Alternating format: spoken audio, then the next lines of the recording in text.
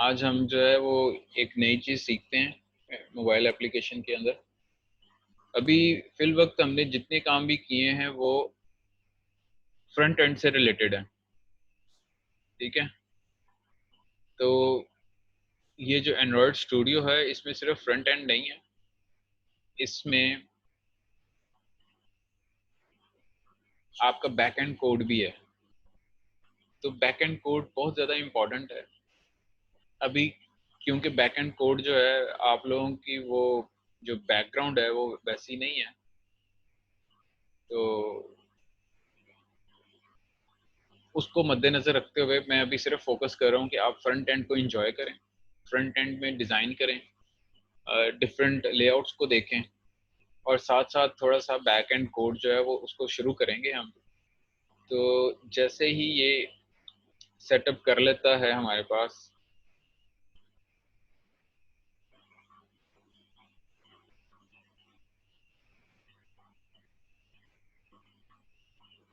हम इसमें काम शुरू करते हैं।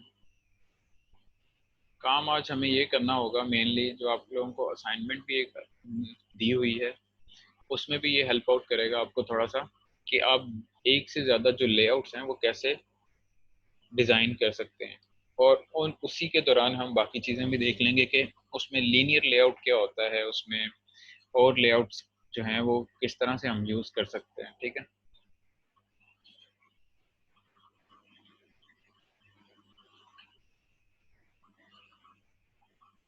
मुझे उम्मीद है कि आप सबको मेरी स्क्रीन नज़र आ रही है। ठीक है, अभी क्योंकि फिल वक्त ये ग्रेडल बिल्ड कर रहा है अपना, तो जब तक ये स्टार्ट होता है।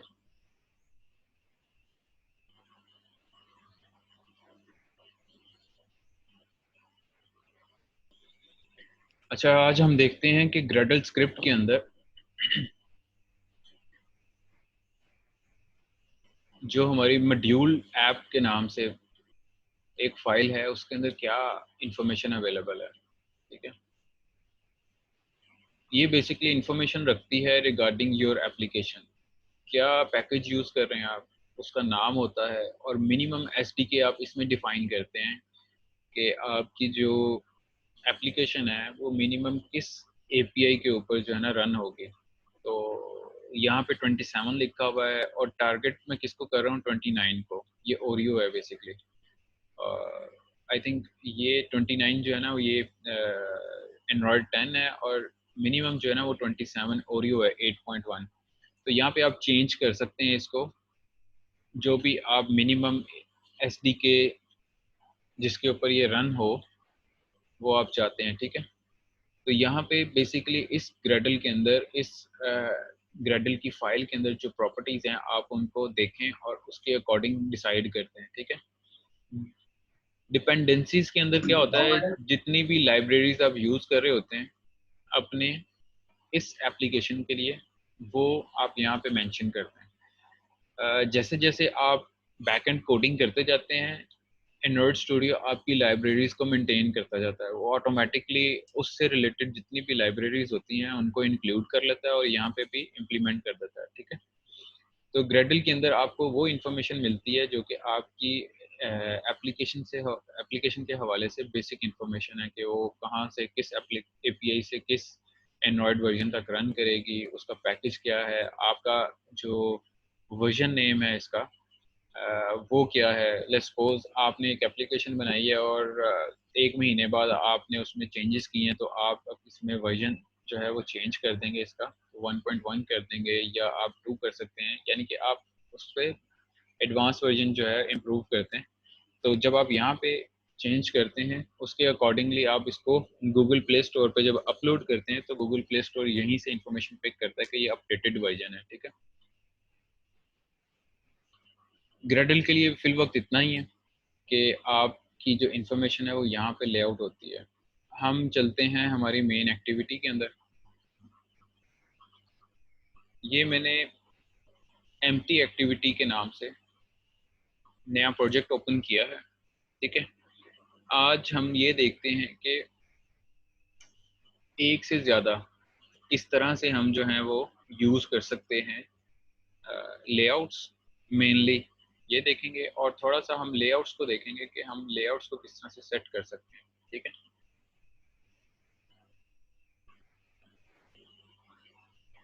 जी कंस्ट्रेंट के अंदर हमने देखा था कि जब भी आप कोई नया एलिमेंट ऐड करते हैं स्क्रीन के अंदर, आपको उसको कंस्ट्रेंट करना पड़ता है, उसको अटैच करना पड़ता है किसी ना किसी एंड के ऊपर, टॉप राइट लेफ्ट बॉटम के साथ ना कहीं उसको कंस्ट्रेंट करना पड़ता है। ठीक है, नेक्स्ट हम देखते हैं कि ये लीनियर लेआउट आपको हॉरिजेंटली प्रोवाइड करता है कि आपके जितने भी एलिमेंट्स होंगे वो लीनियरली हॉरिजेंटली जो है ना अलाइंड होंगे। ठीक है, ये आपको इसी तरह वर्टिकली जो है वो लेआउट प्रोवाइड करता है कि आपके जितने भी प्रोडक्ट्स होंगे वो लीनियरली वर्टिकली अलाइंड होंगे। ठीक है, हम इसको यूज करते हैं, हम इस तरह एक लेआउट के अंदर दूसरा लेआउट भी हम यूज कर सकते हैं। ठीक है, लेकिन अभी हम जो है वो मल्टीपल लेआउट्स नहीं बनाएंगे हम, क्योंकि अभी इनिशियल स्टेज के ऊपर हैं, तो हम सिर्फ एक लेआउट जो है वो उसकी बात करेंगे।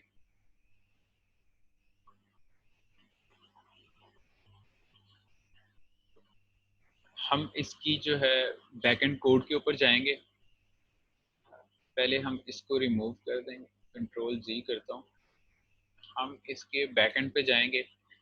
आप देखें यहाँ पे टॉप पे ये लिखा हुआ है Android x dot constraint layout. ठीक है, और उसका विजिट और कंस्ट्रेंट लेआउट ये डिफाइन कर रहा है कि इसके अंदर इस वक्त जो लेआउट इम्प्लीमेंटेड है वो कंस्ट्रेंट है, जैसे कि हमें इसके इस डिज़ाइन व्यू से नज़र आ रहा है यहाँ पे। ठीक है, तो अगर हमें किसी और लेआउट को लेके आना है यहाँ पे, तो हम यहाँ पे करेंगे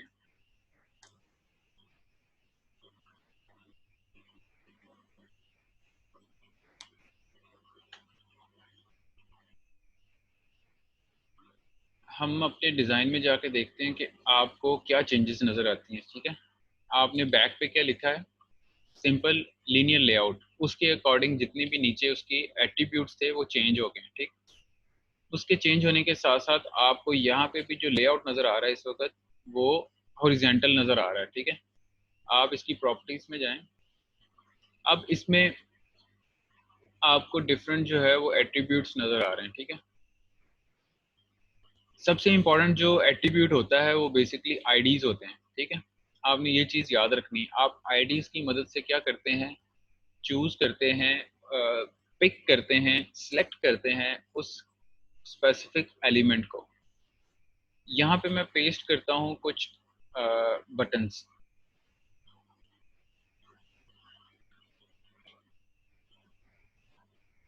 आप देखें कि ये किस तरह से प्लेस होंगे, ये आपको किस तरह का व्यू देंगे। ठीक है, ये मैं डुप्लीकेट कर रहा हूँ एक किस्म के, मैं अभी इनकी वैल्यूज को सेट नहीं कर रहा, लिख नहीं रहा। ठीक है, तो ये लेआउट क्या है, ये हॉरिजेंटली लीनियर्ड है, तो ये क्या कर रहा है कि next to the previous one, next to the previous one जो है वो आपको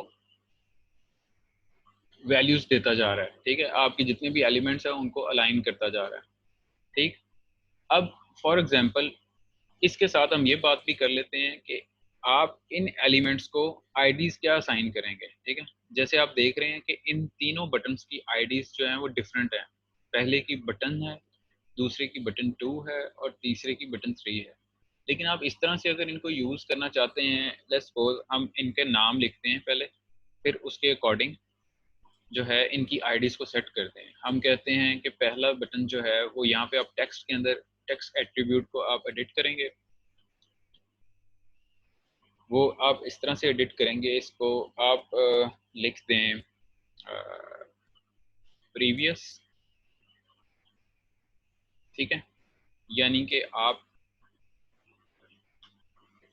एक की बना रहे हैं जो कि प्रीवियस रिकॉर्ड को दिखाएगी। ठीक है, और ये यहाँ पे आप लिख देते हैं BTN बटन, ये रिप्रेजेंट करने के लिए कि ये जो आईडी है ये किसी बटन की है, और साथ में क्या है, PREV।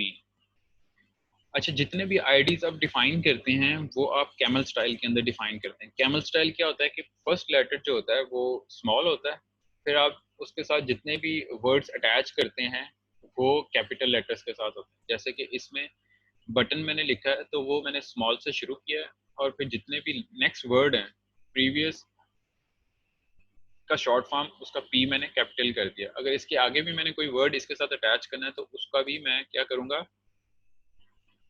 कैपिटल उसको करूँगा और साथ में उसको कंप्लीट कर दूंगा। अभी फिल वक्त मैं उसको यूज़ नहीं कर रहा, सिर्फ आपको एक्सप्लेन करने के लिए बता रहा हूँ कि आप आईडी के अंदर कैमल स्टाइल को यूज़ करते हैं, कैमल केस जो है वो उसका इस्तेमाल करते हैं। ठीक है, अब इसी तरह हम क्या करेंगे, बाकी सारे बटन्स को भी उसका टेक्स्ट चेंज कर देंगे और साथ में एंटर। ये एग्जांपल है, मैं डिफरेंशिएट करना चाह रहा हूँ डिफरेंट बटन्स को विद डिफरेंट आईडीज और उनके टेक्स्ट के। ठीक है, यहाँ पे मैं जब उसका नाम लिखूंगा तो क्या लिखूंगा, ठीक है, ये रेलेवेंट इसलिए मैं देता हूँ नाम, ताकि जब मैं इसका बैक एंड कोड करने जाऊंगा तब मुझे पता होगा कि ये जो बटन मैंने रखा था प्रीवियस के नाम से वो BTN प्रीवियस था, वो जो मैंने एंटर के नाम से रखा था वो BTN एंटर था, यानी कि आपको याद रहेंगे इनके नाम। ठीक है, तीसरा जो बटन है इसको हम कर देते हैं BTN नेक्स्ट। ठीक है, और इसका जो नाम है वो चेंज कर देते हैं नेक्स्ट।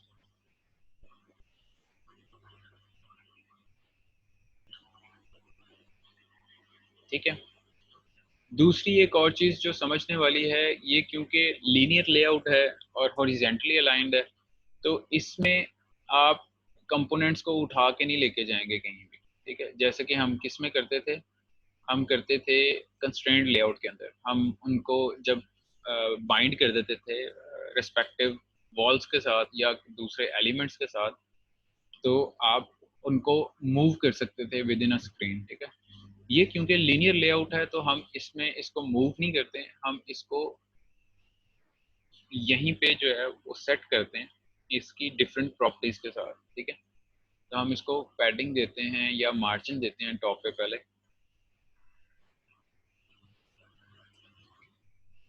अच्छा, अब मैं चाहता हूँ कि इन तीनों बटन्स के ऊपर थोड़ा सा मार्जिन हो। अली महबूब, आप कुछ कहना चाहते हैं बेटा? तो मैं क्या करूँगा कि इन तीनों को सिलेक्ट करूँगा, शिफ्ट भी प्रेस करके मैं सिलेक्ट कर सकता हूँ, जैसे आप अपने फोल्डर्स को सिलेक्ट करते हैं वैसे बिल्कुल इनको सिलेक्ट कर सकते हैं। कंट्रोल प्रेस करके भी इंडिविजुअली सिलेक्ट किए जा सकते हैं, जैसे कि कंट्रोल में मैं पहला और आखिरी सिलेक्ट करना चाहता था तो वो मैं कंट्रोल की मदद से करूँगा। अगर मैं सारे सिलेक्ट करना चाहता हूँ तो पहला क्लिक करके शिफ्ट और फिर लास्ट वन। ठीक है, अब मैं सबको क्या करना चाहता हूँ, मार्जिन देना चाहता हूँ। ठीक है, तो यहाँ पे जो मार्जिन है टॉप उसको मैं डिफाइन करूँगा विद सम वैल्यू 30 dp। यहाँ पे इसको जो इसका यूनिट है वो dp होता है। ठीक है, आप ये अप्लाई करें और उसके बाद ये अप्लाई करें कि इसके लेफ्ट से मार्जिन क्या होगा, मे बी 10 dp। ठीक है, ये क्योंकि आप अप्लाई कर रहे हैं सभी बटन्स के ऊपर तो ये ऑटोमेटिकली तीनों बटन्स के ऊपर जो है वो मार्जिन जो है वो अप्लाई हो रहा है। ठीक है, मैं राइट से भी 10 dp करना चाहता हूँ। ठीक है, अभी आप देखें कि ये पहले से आपकी जो लुक है वो थोड़ी बेहतर हो गई है। तो आपके जितने भी ये एट्रीब्यूट्स हैं ये मोस्ट प्रोबेबली आपकी वेबसाइट के एट्रीब्यूट्स जो CSS में आप यूज़ करते हैं स्टाइलिंग के लिए उसी तरह के हैं। ठीक है, पैडिंग को यूज़ करें। पैडिंग बेसिकली आपको स्पेस प्रोवाइड करेगी।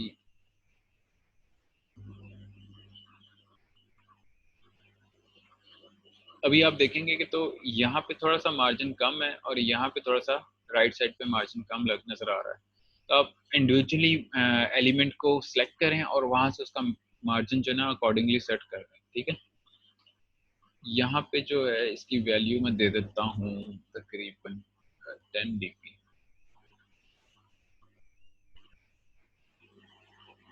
ठीक है, मुझे आप में से कौन बताएगा पैडिंग और मार्जिन में फ़र्क क्या होता है? पैडिंग और मार्जिन में क्या फ़र्क होता है? जी सलमान। सर ये पैडिंग जो है ये बटन के इनर स्पेस जो है वो होती है, और मार्जिन जो साइडों से स्पेस है बॉर्डर से जो बटन के बीच में। दोबारा बताएं क्या कह रहे हैं आप। सर जो मार्जिन है वो सर जो बॉर्डर है उससे बटन के बीच में जो डिस्टेंस है वो होता अच्छा, और है। पैडिंग आप और कह रहे हैं जो पैडिंग, बाहर के जो। यस सर, स्पेस जो होती है बटन की, एरिया एक तरह का ऑप्शन है, हम्म। उसको कह अच्छा, सकते हैं। हम थोड़ा सा इसको जूम करते हैं, अपनी इमेज को मैं एक्सप्लेन करता हूँ आप लोगों को कि जो सलमान कह रहे हैं उसमें हम हमने कोशिश अच्छी की है बट एक्सप्लेन करने की। अब इसमें पैडिंग क्या है? पैडिंग बेसिकली आपकी स्पेस क्रिएट करता है inner side of the element, ठीक है, एलिमेंट के इनसाइड। और जो मार्जिन होता है ना वो आउटसाइड ऑफ द एलिमेंट होता है। हम जो है पहले मार्जिन को सिलेक्ट करते हैं और देखते हैं कि यहाँ पे मार्जिन किस तरह से है। लेआउट मार्जिन, ये जो मार्जिन है ये बेसिकली एलिमेंट, जो भी कंपोनेंट आप पिक करके रखते हैं, जो भी एलिमेंट आप यूज कर रहे हैं उसकी outer side of the body होता है। मैं आपको इसकी एग्जांपल देता हूँ।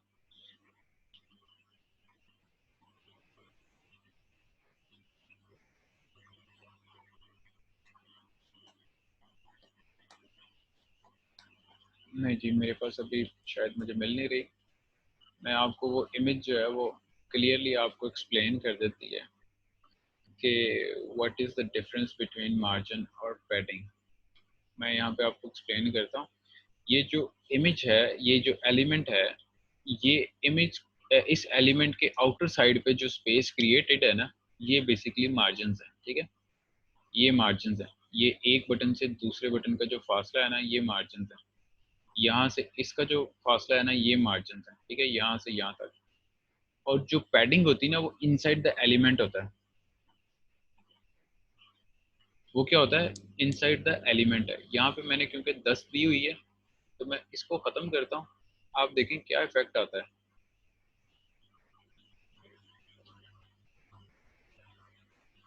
क्या इफेक्ट आया है, आप कंपेयर करें इस बटन का और इस बटन का। चलिए हम जो है ना टॉप से देते हैं इसको 20 की पैडिंग, डीपी। आप देखें क्या फर्क आता है। आपका जो इनर टेक्स्ट है वो आप देख रहे हैं कि लोअर साइड पे ज्यादा चला गया, ठीक है। आपका बटन जो उसकी स्पेस है वो अपर साइड पे ज्यादा क्रिएट हो गई है। तो वो इनसाइड ऑफ द एलिमेंट जो है ना, ये पैडिंग होती है, अंदर वाली जगह, ठीक है। इसने क्या किया कि टॉप पे यहाँ पे पैडिंग ज्यादा कर दी है, और क्या है, आपका जो टेक्स्ट है वो निचले पार्ट पे आ गया। अगर आप चाह रहे हैं कि आपके टेक्स्ट को थोड़ा सा और हम लेफ्ट साइड पे अलाइन कर दें, तो हमें पैडिंग किस तरफ देनी होगी? राइट साइड पे। तो हम यहाँ पे राइट पे पैडिंग करते हैं तो आप देखें क्या इफेक्ट आता है, ठीक है। आपका टेक्स्ट जो है वो लिटिल बिट मूव किया है टुवर्ड्स लेफ्ट। यहाँ पे मैं 40 की पैडिंग देता हूँ और आप देखें कि ये इस जगह पे हमारे पास स्पेस ज़्यादा क्रिएटेड है बनिस्बत इसके लेफ्ट साइड के। तो पैडिंग जो है वो इनसाइड ऑफ द एलिमेंट होती है, और जो मार्जिन होता है वो आउटसाइड ऑफ द एलिमेंट होता है, ठीक है। इन दोनों में ये जो है डिफरेंस आपने याद रखना है, ठीक है। हम इसको दोबारा से,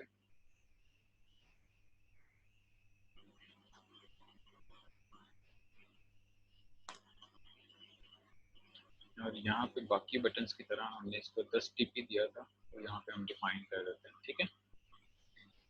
अच्छा उसके बाद आप, इसकी एक प्रॉपर्टी होती है बैकग्राउंड। बैकग्राउंड के अंदर आपको डिफरेंट आएंगी नज़र। आप यहाँ पे इसका कलर चूज कर सकते हैं, ठीक है, कि आप कौन सा कलर जो है वो इस एलिमेंट के लिए यूज करना चाहते हैं।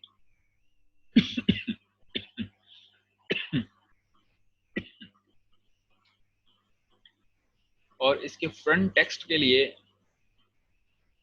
टेक्स्ट कलर होता है ये, ठीक है।